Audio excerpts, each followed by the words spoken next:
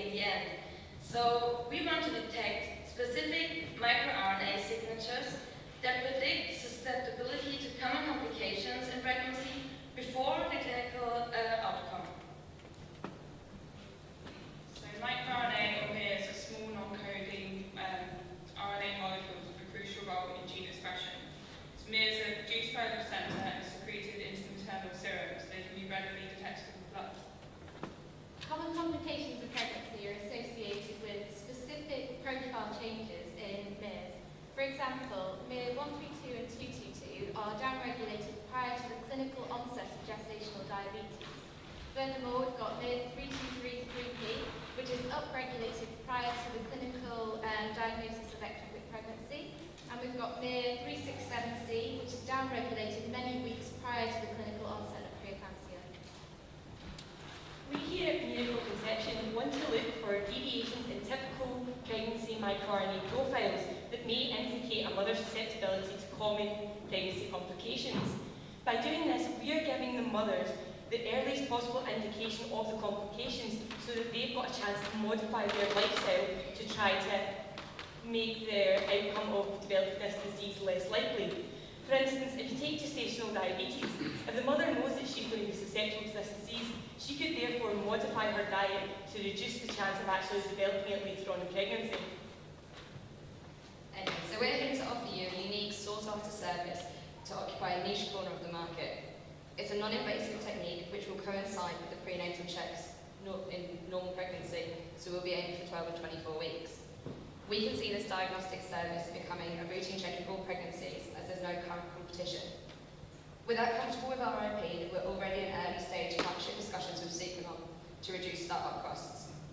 The technologies our service use are already available, meaning our regulatory hurdles are low. To validate our assay and to create a large data set, we will use large clinical studies from Edinburgh Uni Reproductive Health Biobank. And our exit strategy is to sell our service to Sequenom after that, and with the profit, pay back our investors. So mothers care, and by giving them the knowledge to act, we can help give their baby the best start to their life. Thank you.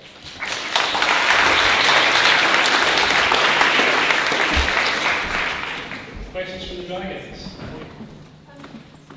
Sounds like a good idea, but The mic. good clinical care, advice to mothers. How does it really replace that?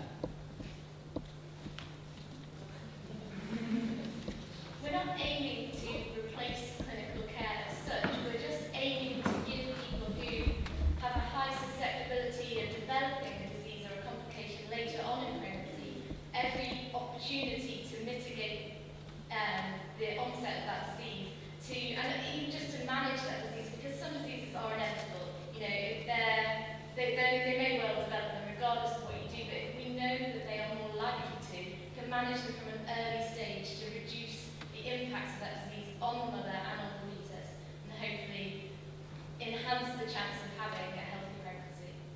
I'm still not convinced that the costs would outweigh the benefits, given that you can just have a chat to a mother and tell her you're extremely overweight, your likelihood of getting diabetes is such and such.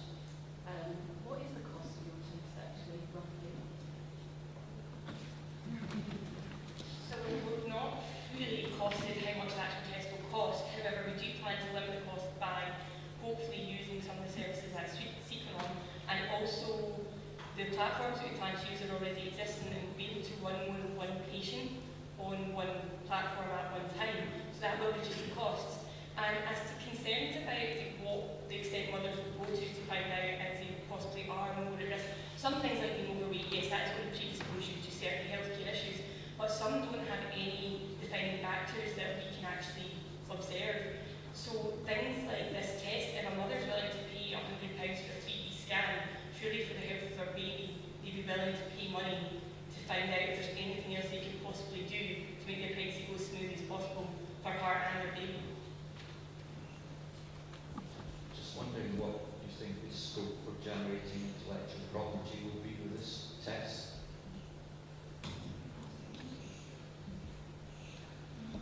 So by doing both the tests at 12 and 24 weeks, we will generate data that we have considered that you should possibly sit on which case we will be profiling microRNAs and following the mothers. So we've got a profile of microRNAs at one point in pregnancy compared to another point in pregnancy. We could possibly sell that on as intellectual property later on to a bigger pharma company who could then use the data to generate possible therapeutics that could be used in pregnancy, which we understand as a small company we can't do. We don't have the resources to develop drugs, especially on pregnancy, with the amount of money and regulations you'd have to go through to validate drugs clinically. But there is a chance that we would be able to sell on our data later on. News change in response to lots of things. So you describe changes to MERS that are associated with diabetes and preeclampsia. How specific are those, and how big is the risk that you're going to unduly worry people?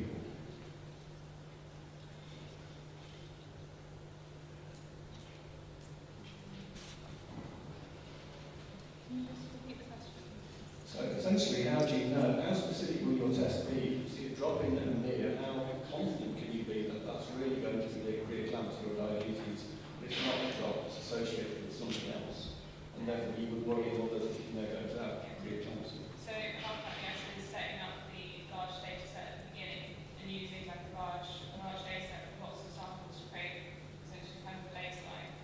And some is are more specific and would be more accurate than say doing some like cytokine profiling. So yeah, I think it is more effective. And of course you have to do it on like a person basis. You know, everyone is probably going to be different, but that's why you create your data set and baseline and track that.